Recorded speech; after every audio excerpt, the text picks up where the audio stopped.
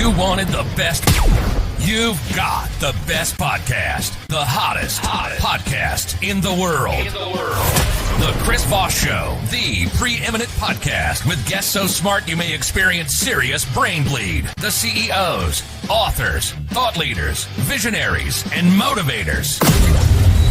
Get ready. Strap yourself in. Keep your hands, arms, and legs inside the vehicle at all times, because you're about to go on a monster education roller coaster with your brain. Now, here's your host, Chris Voss.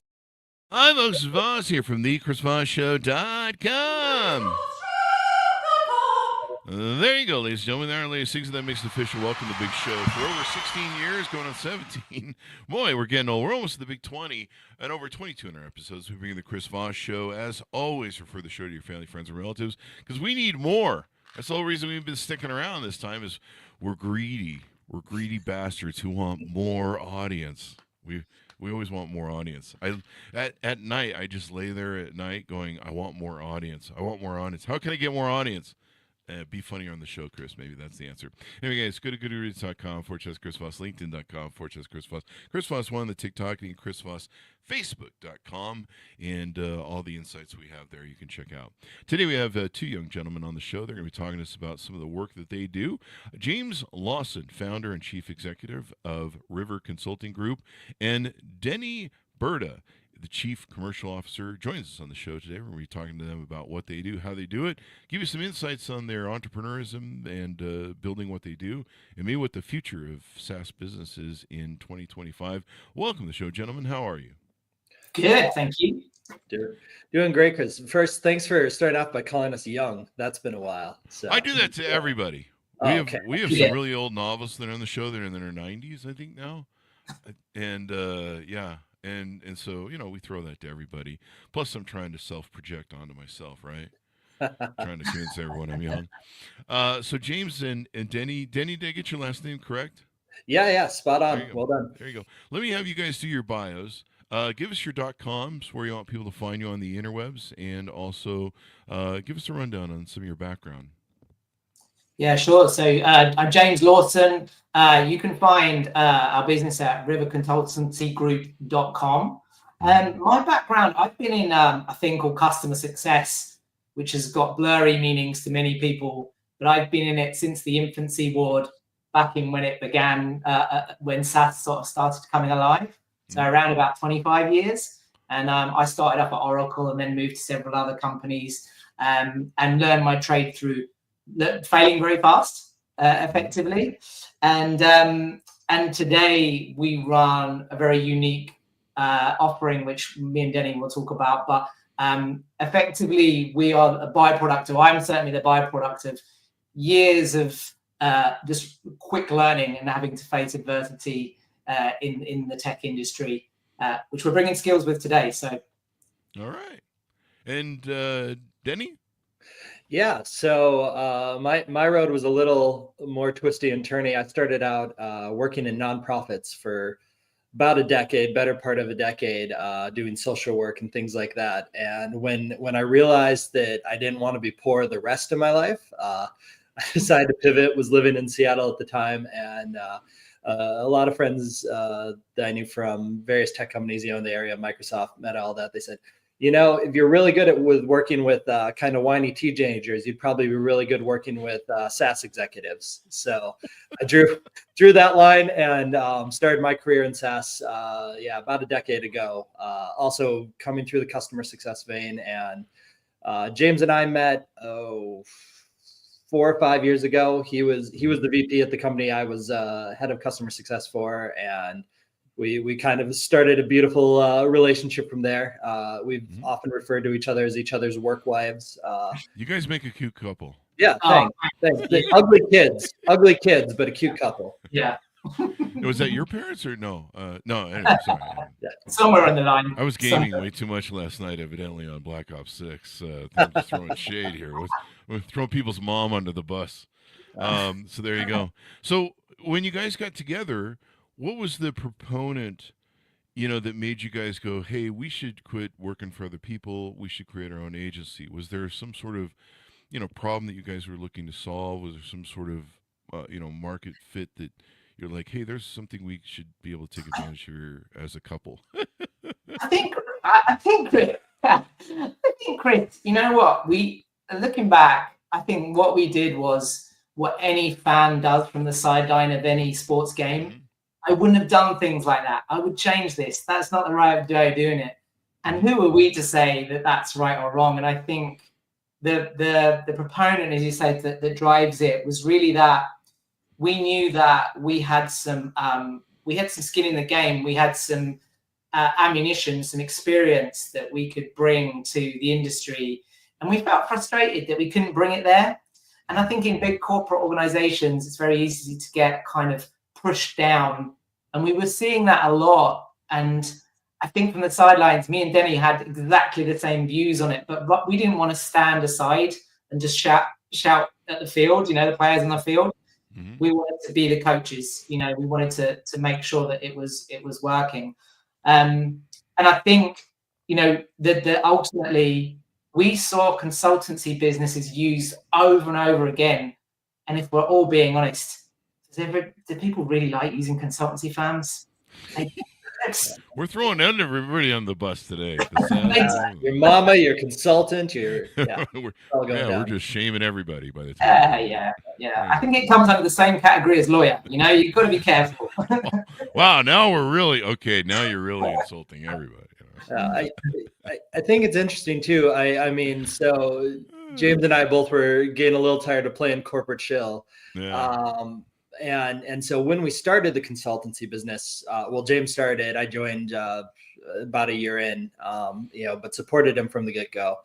But at first this idea was we're going to go and we're going to keep doing what we've done, which is help SaaS companies, help businesses understand what customer success is, how to do it well, how to stay within your, net recurring revenue and things like that. But everyone who's been coming to us for the past 2 years, yes, we still get customer success work, but it's been, well, what does that have to do with sales? What does that have to do with go to market? What does that have to do with marketing? What does that have to do, with the janitors in the office? Like every other part of the business, besides customer success, started asking us, started hiring us. All of a sudden you had a couple of guys who've just been doing customer success, speaking on AI, and we kind of came into this. The life and iteration of River as it is now by everyone else telling us what they needed us to tell them, talk to us about this, talk to this, how can customer success help this? And so we also realized about 6 months ago that James and I were not experts at everything, shocker alert, spoiler for the fans. So we went out and we built our partnership group, which something we're both really proud of, something I care about deeply. It's my little baby in the company. I think is we have some great other consultants that we built relationships with along the way. We've got an expert in kind of neurodivergence and how that affects the workplace. We've got an amazing IT strategy advisor. We found all these people who were doing what we did, but with a very niche. And we kind of said, a little bit screw the big firms who say they can do everything because, they can maybe, and they have a senior somewhere who can, but they write a playbook and they hand it down to the kid out of college and say, great, go do this with whatever company pays us a lot of money. Mm-hmm. And we said, no, we want to be able to bring that expertise. And so what we've been kind of labeling as our what can River do for the past 2 months is we actually say we're a business in a box. What's really cool is now our customers are coming to us and they thought they were talking to the customer success guys, but now we're actually saying, tell us literally everything you're willing to tell us about a business, the good, the bad, the ugly, the challenges. And because we've built this great partnership group, this great network of people around us, what we're actually able to do is start and say, yeah, maybe your problem is, on surface, a go-to-market number, your net revenue retention, your EBITDA, whatever. But hey, your problem might actually be all the way down to they hate the tools they're using to get you there. And so it's new world, new challenges, stuff.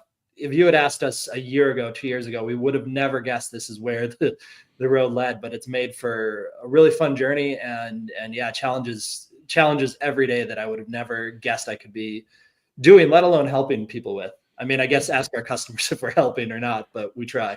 It sounds like the market fit you guys have found is just more customer service based things. So you guys bill yourselves on your website as calming the chaos for SaaS scale ups. And you help solve their complex problems of SaaS business leaders and help them solve problems. Are you guys, I noticed you guys have a UK .com.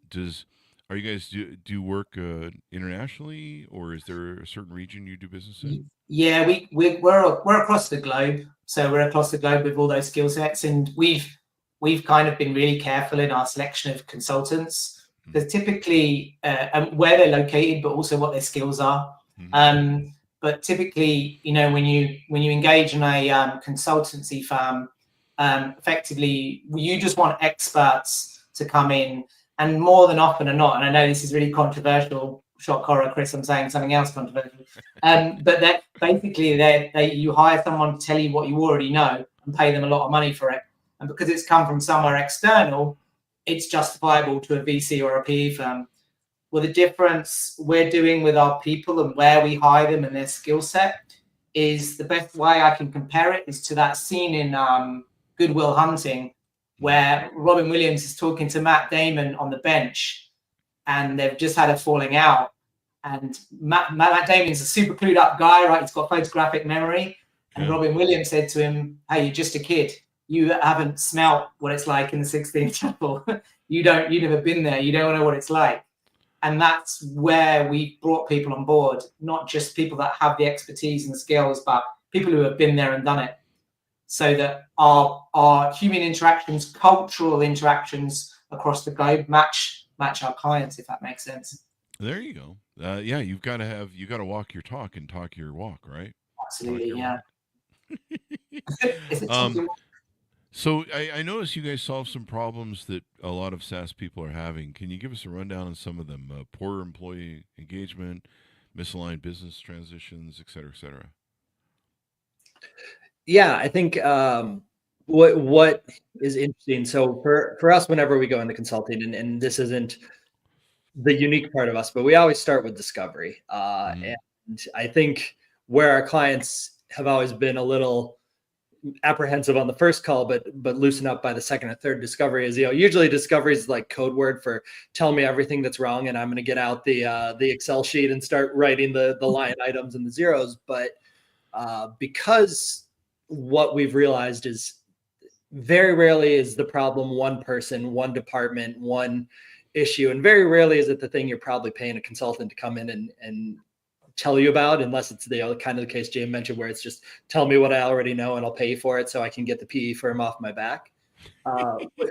What we've actually kind of uncovered and identified is, I can go in, I can help you with this go-to-market motion. I can help you with this maybe maturing of your customer success org, things like that. But that's only going to get you so far if the leadership above them is really immature, or the leadership above them hasn't done the strategy work or the vision. You can have the best team, customer success, sales, marketing, whatever. You can have the best team in the world, but if the layer above them sucks and isn't utilizing that skill set, isn't empowering them to go further, business dies. Or you can have the best product in the world. Some of the customers we've talked to, some of the ones we've helped, they tell us what we're building, and I feel like stars just kind of go in front of my eyes, because I don't even understand how smart it is. It's next level stuff. But then they're going, but we can't find anyone to sell to. And you say, well, sell it to me. And they try to describe it to you, and you might as well break out an encyclopedia and a blanket and a pillow, because you just don't get it.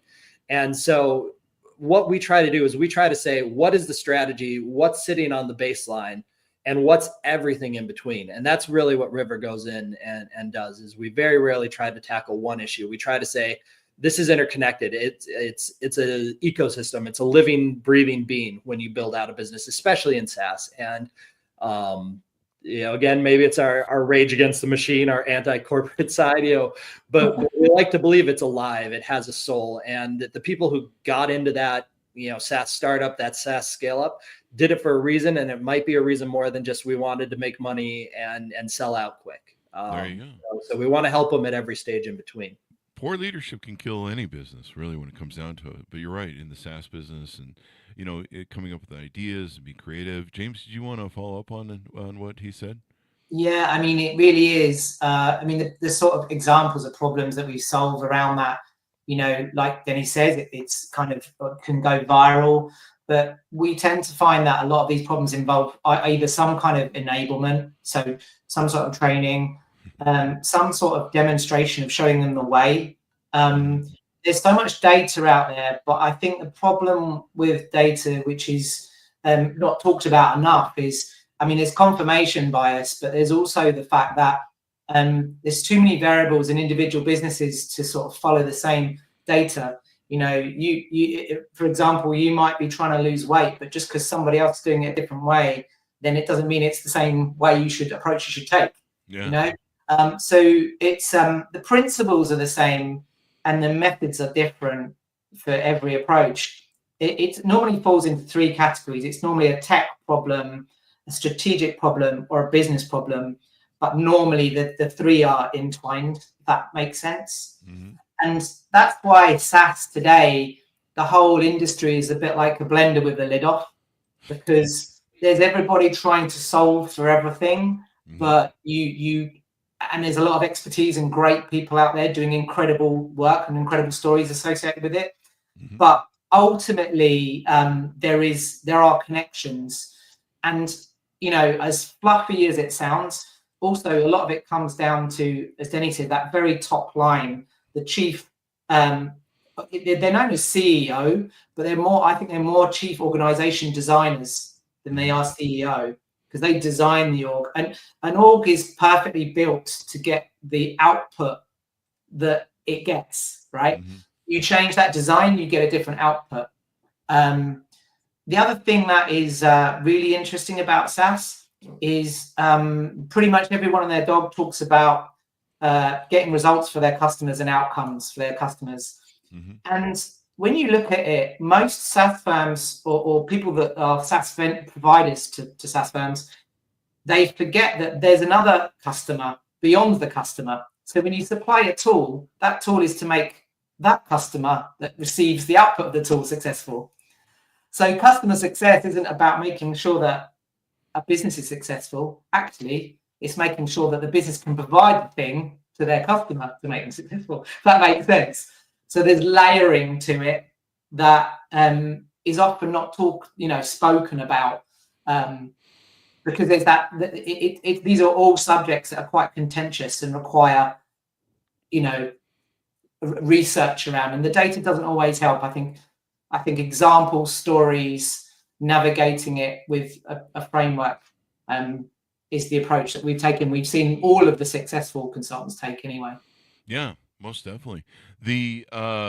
Now let's talk about, you guys have some predictions for what's going to go on with SaaS in 2025. Do you want to share some of those with us? Some insights of what some of the biggest challenges businesses are going to be facing in 2025?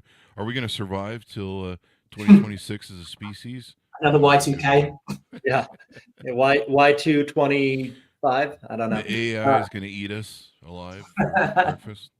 It's interesting actually, because you bring that up, and I think it's been buzz for 6-8 months now. AI is going to do this. ChatGPT is going to replace your job, and I've heard the arguments on both sides. Some people being like, if you're not AI ready, you're already behind, and others going, AI's in its infancy. We're not going to see it really affect the job market for another 5 years, 10 years, and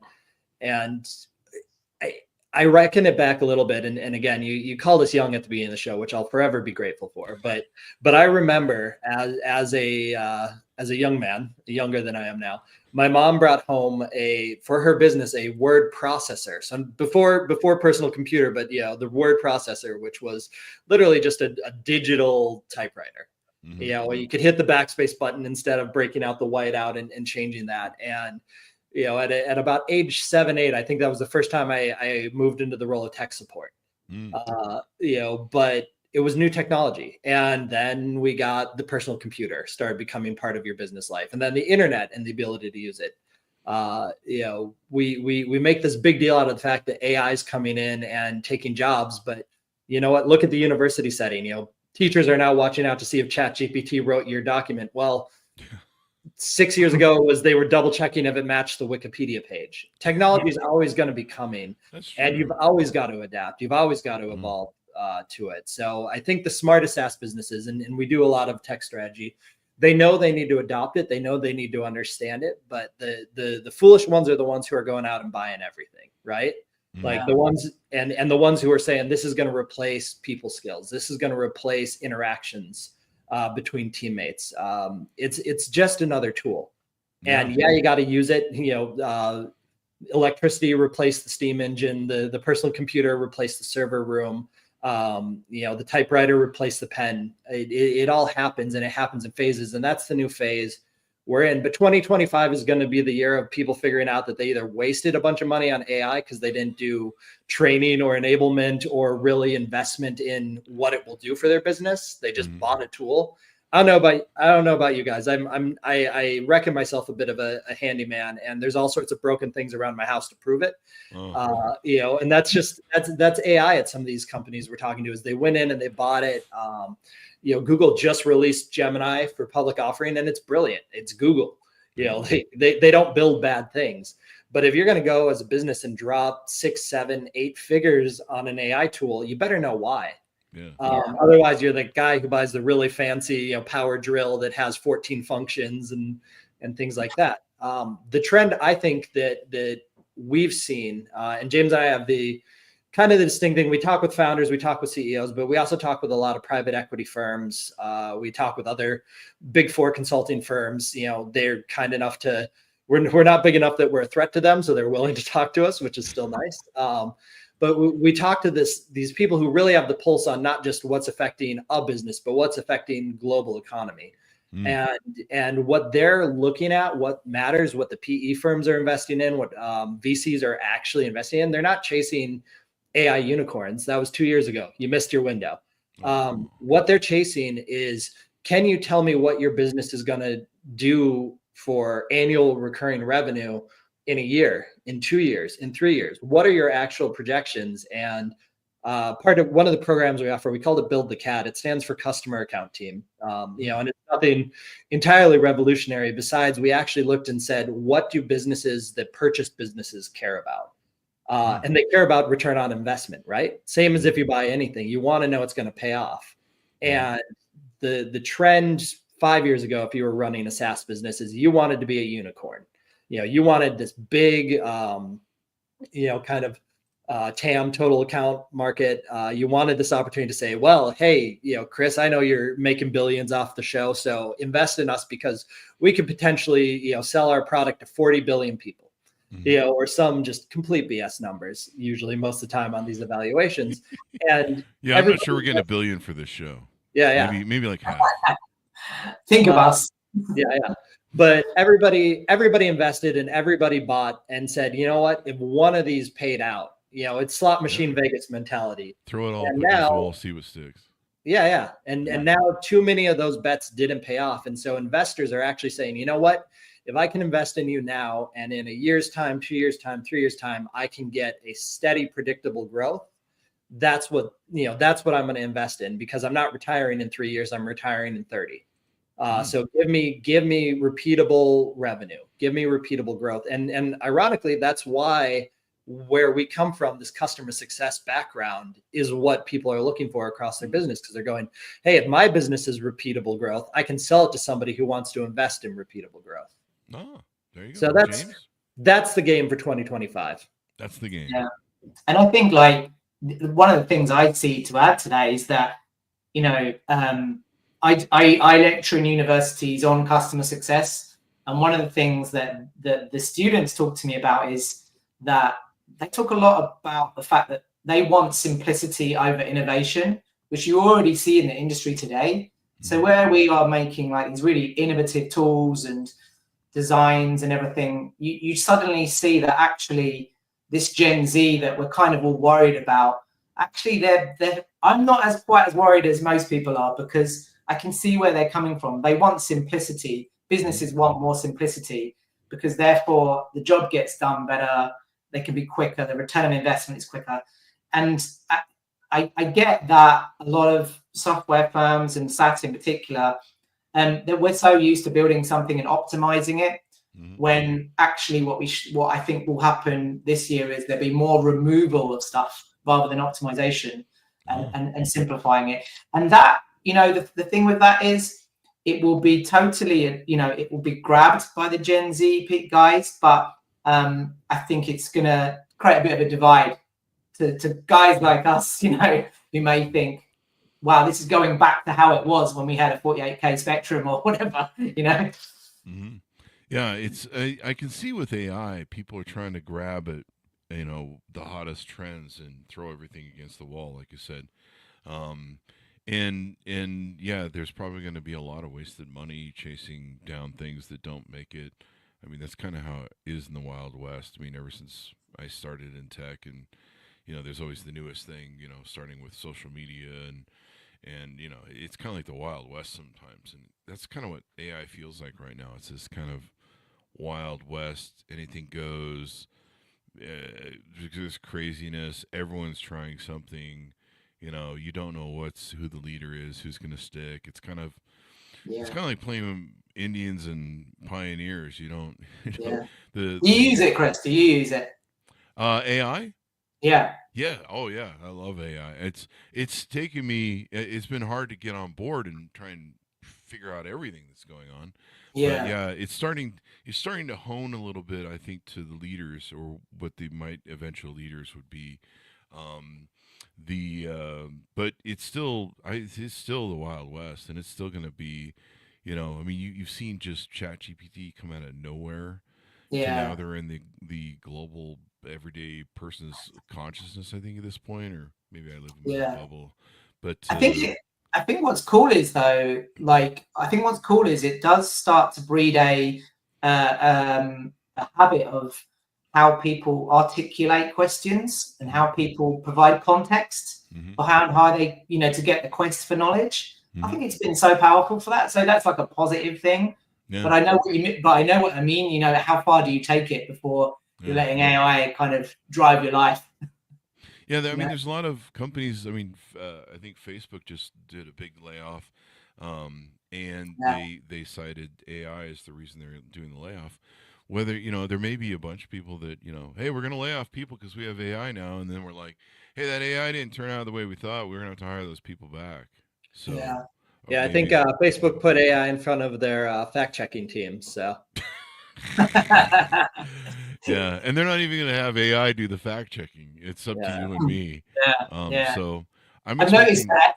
I've noticed they've really done so with AI. One of the interesting things me and Denny see in SaaS is if there is a task or something that is low risk, and is kind of a menial task or a drudgery task, then AI is incredible.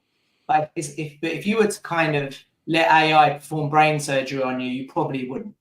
If the outcome, it could be bad, you would just leave it. If you were moving to another country or emigrating, you'd want that whole journey to not be completely AI, because you want to talk to someone, right?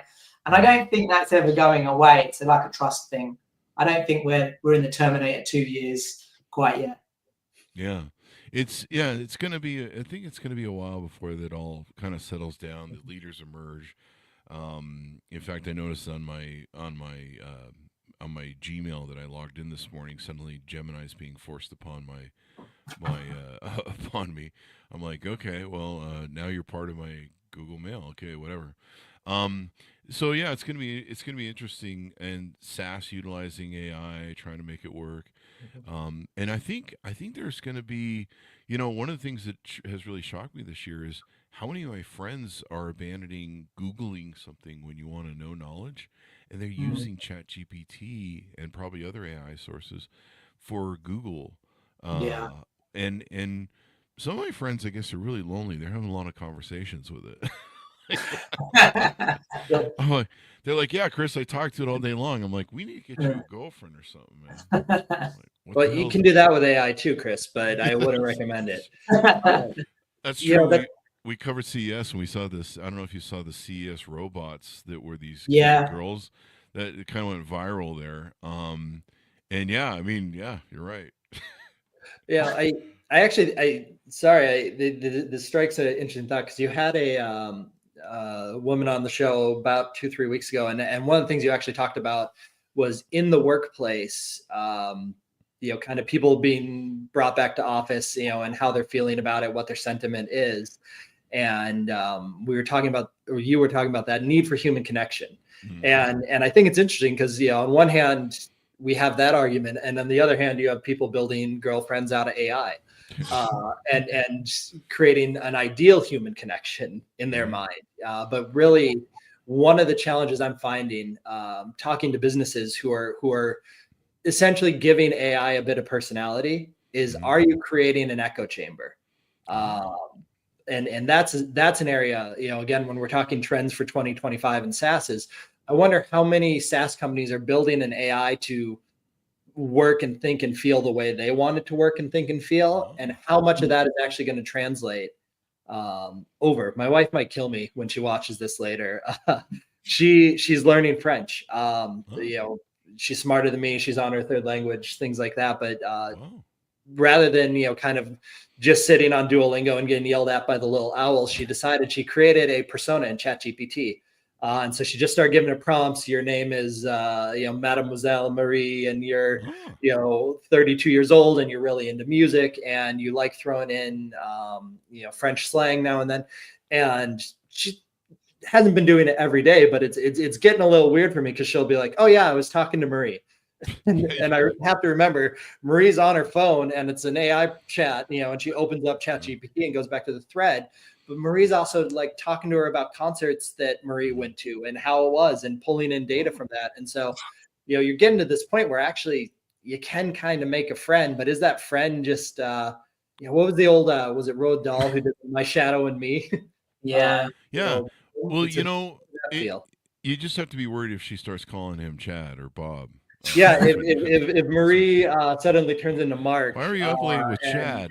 Yeah, exactly. Yeah, exactly. Well, we've got an electronic device. I'm not sure what that means, but one thing you bring up about that your wife's doing that I see a lot of people doing, and it's actually done that for me, is I'm a creative when it comes to inventing ideas and being innovative, but still, this is a logical process.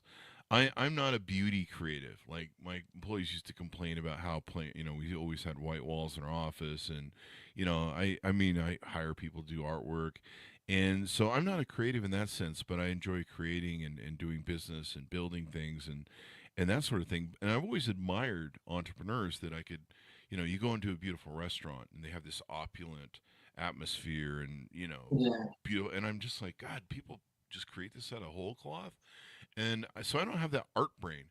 But one of the things that I've really enjoyed about ChatGPT is if I want a logo or if I want something designed, or maybe if I just want to make a funny thing. Like sometimes on Facebook, I'll make a joke and I'll be like, hey, it'd be great if there was kind of a funny picture of, I don't know, someone falling down or something. Let's just throw something out. And so you're like, this will add to the joke, this image. And so normally you try and find a GIF for that, or you probably try and find in fact, GIFs are probably going to go out of business. You try and find, some pre-made thing, and half it's copyrighted. And so what I've had fun doing is going to ChatGPT and being creative in a way that I normally wasn't, where I could be like, hey, draw me a picture of this funny scenario, draw me a picture of a cool logo, and then I can finesse that. And what it's kind of done is it's kind of like, I don't know how to explain it. It's kind of really, it's been fun and exciting to create instead of working with an artist where you're like, hey, can you take this out? Can you do that? And then they send it back to you like, oh God, now you ruined it, and go back and do that, and you have to wait for the back and forth and shit, just to be able to sit there and tweak it. But it's also kind of jived my brain into being more creative and having fun and playing, and so I kind of feel like it's kind of brought those things back. James, do you want to jump in on this?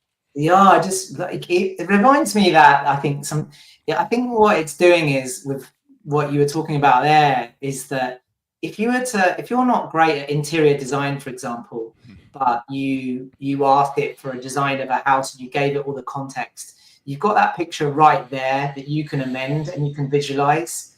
So it's kind of like you're building something out of Lego, and you know where the next pieces go because you've got it there in front of you and you can visualize it and you can change it. Whereas in a different scenario, like you say, you think you know what you want, but you've got no starting point or no position where you can move forward. So like design takes a whole new leaf of life with that. I think I meant lease of life, not leaf of life. But you know what I mean. So I think with the creative side, it's beautiful that you can move things forward in increments. And actually, if you talk to AI experts, whatever they're constructing, they actually encourage that, because that's how you end up with really amazing results. Is start with something and then start building on it, and you can kind of adjust the sails on what you're designing. Yeah. So let's talk about some of the offerings you guys have, how people can onboard with you. Is there a certain earnings, revenue, a certain type of client you work with that you only work with? Is there like a cutoff? Tell us about some of those aspects of clients that you work for and how people know if they're a good fit for you. Well, I was about to say anyone and everyone, but I won't say that. Typically it's scale ups. So people who are looking to grow their firm, but we tend to also have big corporates on our books as well. So there's no real limitation in terms of revenue size. But a great fit customer for us is a customer that is needing to change, or is looking to change, or has some kind of big problem that they want solved quickly. And that typically is our fit. There's no industry, sector that we don't deal with. Our backgrounds across the group are just so varied, whether it be law, tech, HR, manufacturing, service management. It's just across the board. Every SIC code you can imagine is covered by our teams. But in terms of products and services, I mean, I let Denny talk about something really exciting called Build the Cat, which you'll love. But typically we have services, which is what we mentioned earlier in terms of going in and doing a discovery, ensuring that we know exactly where the pain or the change needs to occur, and then kind of diagnosing that. But rather than be like a typical consultancy, give a recommendations and then walk off, we're like a personal trainer. We'll say, no, we're actually going to hold your hand through this and make sure that you achieve it. So it's kind of like an accountancy adherence program. And then we have programs, and those programs are around enablement, whether it be coaching, mentorship, training, and that can be for sales, CS leaders, go-to-market teams, mainly around the leadership side. But I'll let Denny speak about Build the Cat, because it's something that's close to both our hearts, and it's a very unique offering. And I think those of you that listen to this will think, wow, that's super different and quite risky. But it's proven, and we do think it's something that in the coming years will be adopted. There you go. Sure. Wow, thanks for the tee up, Coach. I'll try to be brief on it, because I know we also want to stay within a certain time limit here, and I could talk all day. But Build the Cat really came out of this idea that if you have a product you believe in and you've invested in and you've done it well, and this could be normally SaaS, but this could be anything. You build the world's best vacuum cleaner, you build the world's best AI product. We don't care, but for sake of argument, let's say you built some really stunning technology and you want to grow. The traditional model, the traditional sales model, which if you spend time talking with me, you'll realize I hate the past 100 years of sales, was really designed. I hate the past 100 years of sales. I'll leave it at that now. But every sales methodology we're using was built on the foundation of door-to-door vacuum sales. So do you really want what some guy used to do to sell housewives their Hoovers in the 1950s driving your business? And I could go into all that. Literally Challenger, MedPick, consultative selling, all built on this idea of how do I convince you to grab me from the comfort of your home before you go to the department store and compare. But that's dying. From Google to AI to everything else, consumers are now going, I'm going to do my own research, and that's not just, B to C consuming, that's B2B. If you're a big company and you're looking at what you need to buy to solve a system, solve a problem, you're going and you're checking, what are the top 3 in that space? What are their pros and cons? Before you even get to the salesperson, you already know. And what you're actually saying, it's like one of my favorite lines from the old movie Dumb and Dumber, when his pants catch fire and she's talking to him and he just screams, just give me the damn number. That's what most people actually want when they approach a SaaS company or a tech company to buy something. They don't need the pitch. They don't need the walkthrough. So Build the Cat is actually saying, take your strengths, take the product you've built that you're hanging your hat on, take the customer base you already have, drive that through customer success methodologies, which is really about making sure your customers, like James said, are getting their end result. And so they stick around and they invest in you. And then realize you don't need the sales team. Lead sales is already all the rage in a lot of business. If you check out, what was it, R2B2, retention.com, some of these guys, they're building 3 million, 5 million, 10 million plus ARR without a sales team or with essentially a BDR who goes out and does a little bit of marketing.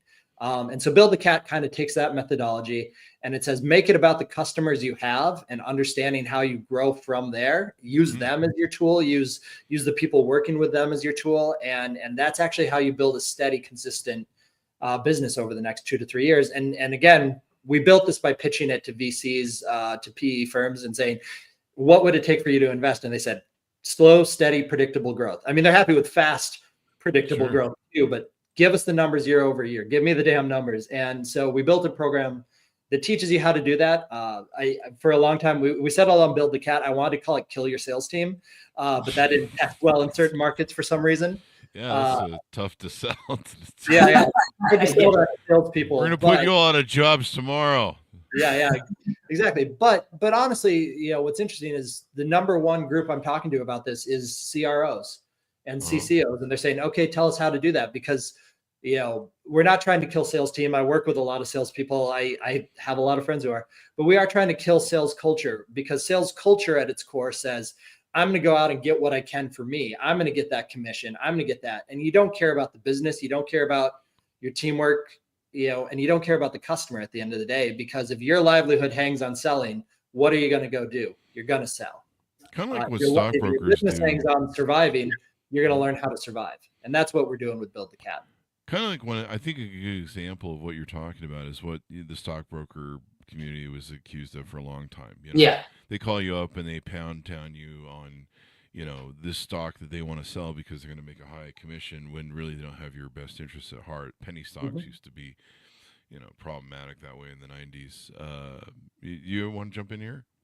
Yeah, think if it's like, what I found interesting about this proposition is Denny and I genuinely thought that we were going to hit a dead end road with this. Like we thought nobody's going to be really interested in this because we're sort of making the outlandish comment that you don't need a sales team. What we've found is completely the opposite. There's a huge appetite for it. And it's not because of it, it's because as a customer, and if someone that's built a product for a customer, if you ask the customer what they want 2 things. I want the thing to work, first of all, and I want an expert in case it doesn't. I want a throat to choke. Just 2 things. I don't need anything else. Now, if you have to sell me thing 1, right, then I'm a bit worried about thing 2. Because what's going to happen if it doesn't work? I'm going to come to you, sales guy. And we were really surprised by the interest because it makes financial sense.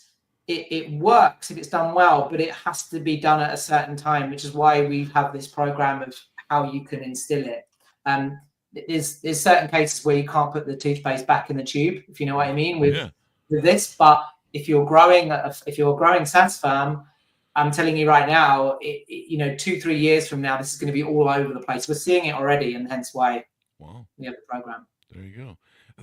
Everyone needs a throat to choke. It sounds like a shirt. Absolutely. Or somebody should have one. Should be on a t-shirt. Coffee on my mug. Don't bother me, or you'll be my throat to choke until I've had my coffee. This is I missed this comment that came in. It just looks like it just came in. Rajani. Sorry, Rajani, if I mispronounced that name, but thank you for the comment. This is kind of interesting. She says AI programs itself to sound like a self-reflection speaking back to it. Oh, yeah. So maybe with ChatGPT, we're having conversations with ourselves, and Mhm. I don't know, maybe multiple personalities we're creating. So we're just creating our own multiple personalities or something. Yeah, I mean, Starting to wonder about myself and my use of ChatGPT now. yeah. I mean, is this person AI? I don't know, but I mean, yeah, like. I may need to check with my therapist. Yeah. Uh, we've been talking to ourselves for years. We're just getting good at That's it. true.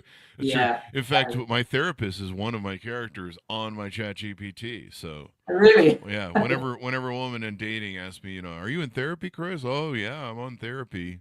No, I'm Do, not. I don't do. do you introduce them? Yeah, well, eventually, Okay. and then you have that sit down and you go, hey, ChatGPT, tell me why my partner's wrong all the time. Um, well, I think that's a wife job. So anyway, yeah. So she says, yeah, I've tried that too on ChatGPT. So thanks for the comment there. That's kind of an interesting insight, though, as how it's almost kind of. I don't want to push it as saying narcissistic because I think it definitely contributes to creativity. But the fact that we are kind of creating a mirror image of ourselves to Mhm. talk to ourselves, Yeah. maybe it's better because there's like an external portion where we can kind of get outside of our ego, maybe a little, unless we're shaping it like our ego, and then we're Yeah. just There's, creating there's, more of us. there's a command in most AI prompting tools where you can say act as, so you can, for example, act Yeah. as Steve Carell, and then it act as a plumber. Mm-hmm. And I remember I was using a session on ChatGPT for quite some time, and I thought, I wonder what it'll do if I say act as James Lawson, act as myself. And I really didn't like what it put back. It was like, that's me, right? Oh God, I'm Yeah. an idiot. I did that and found out I wasn't as funny as I thought I was in my Yeah, head. who am I? This isn't me. It's an interesting thought though. Uh, Art imitates life. And that goes all the way back, and you can talk from a anthropology stance about humanity's God complex, and did we create God? Did God create us? Who painted who on the Sistine Chapel? Um, but AI is really just a new iteration of that, and I think it's beautiful because I might use AI to find my information, and it's my shovel. James likes to use it to combine and collate data. It's his editor. You're talking about it's your paintbrush. Yeah. It's how you design, and it's giving us skills we didn't have or we weren't excelling at, and it does it better and faster than we could on our own. But ultimately, in the end of the day, as humanity, when we're given a tool, when we're given a creative medium, we imitate ourselves. And if you go back to, I forget his name, the former head of AI for Google, who was terrified that it was going to enslave us all, is because of this idea that it's AI is going to be a mirror, and it's either going to mirror the best of us or the worst of us. The worst and of us, so, great. hopefully your therapist is supportive and your AI joke guy gets funnier, but also, it's really interesting and a question I'd love, maybe when you get the next AI expert on, if it is truly a self-reflective input machine, at what point does it run out of input?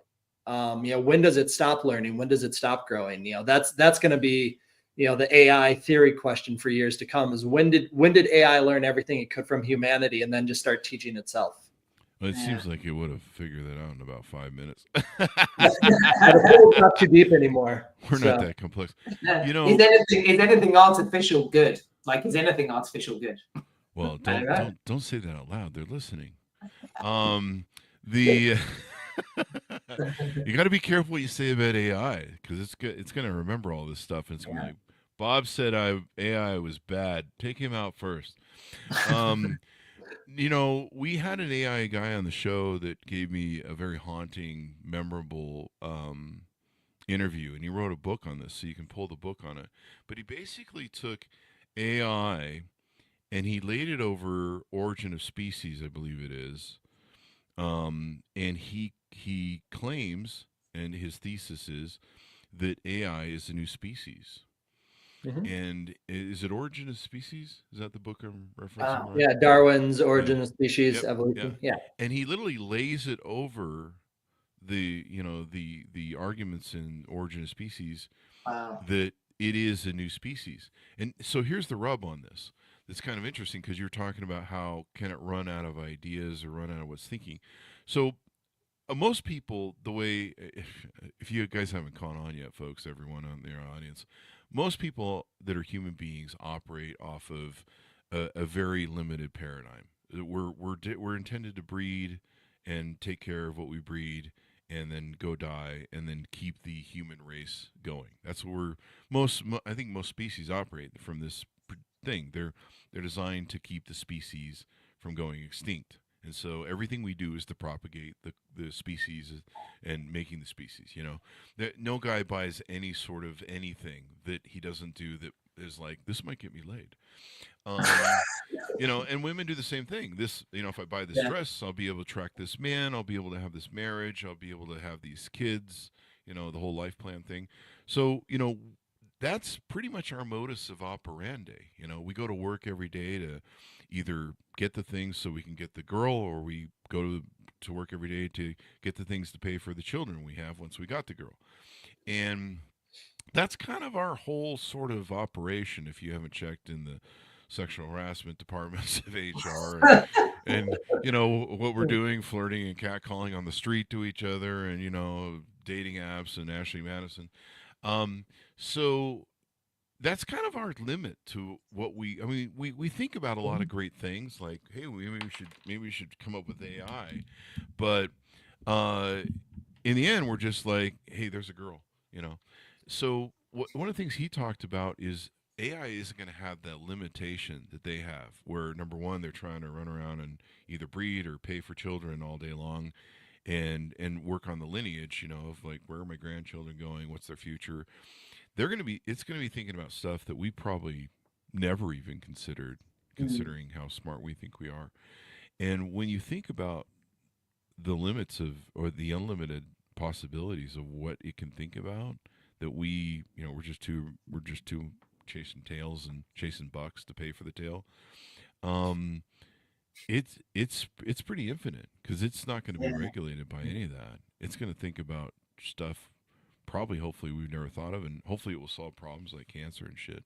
But his book, if you get a chance to check it out, is really haunting, because he overlays it right with origin of species, and like, this is a species, and we're gonna have to respect it as such. And it is a species that I think our whole angle that we've had on life is being the most dominant, smartest ones. At least we think we are. I've met dogs that are smarter than some people. That's a George Carlin joke. So, who knows? I mean, who knows where it can go? But it is a species that can be like, you know what? We're tired of you humans, and we're going to deal with you. So as we go out, guys, give us your final thoughts. I know there's some workshops you do on your website too, maybe we want to plug, but tell people how they can onboard with you, reach out to you, get to know you guys better, et cetera, et cetera. Yeah. Oh, go on, Denny. You go. Oh, no, after you, dear. I'll give you each a turn.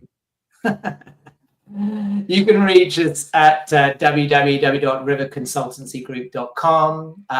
Contact us is there. We're on LinkedIn as well. J. Laura Customer Success on LinkedIn. You can find myself there, and obviously Denny. Our door is always open, even for a conversation, no matter what it's about, even if it's about the AI species, which, by the way, can't be eaten, so that makes it indestructible. Yeah.